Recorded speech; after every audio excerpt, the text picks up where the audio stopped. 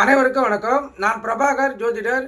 ஓம் சிவாய நமக. சிவசக்தி திருச்சிற்றம்பலம்.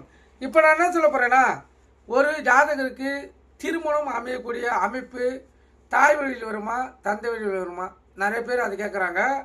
அதோடைய சிறு விளக்கத்தை சொல்கிறேன், கருத்தில் கொண்டு பயன்பெறுங்க. ஒருவரின் ஜாதகத்தில் அது ஆணாக இருந்தாலும் பெண்ணாக இருந்தாலும் 7ஆம் இடத்தில் அதில் ஆண் போட்டு இலக்கணும், அங்கேருந்து 7ஆம் இடம் அதான் கலந்திரஸ்தானம்.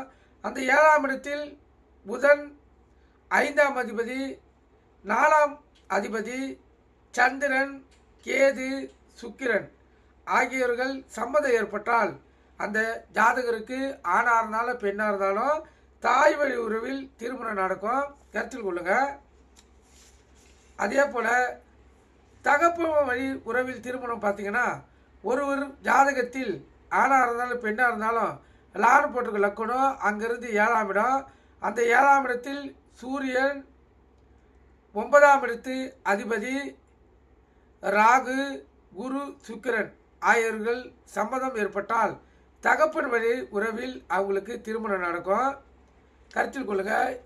இது அடிப்படையிலேயே ஜாதகத்தின் தாய் வழி தந்தை வழி உறவில் திருமணம் அமைக்கக்கூடிய வாய்ப்பு இந்த ஜாதக அடிப்படையில் அறிந்து கொள்ளலாம். நீங்கள் கருத்து கொண்டு பயன்பெறுங்க. நன்றி, வணக்கம். வாழ்க வளமுடன்.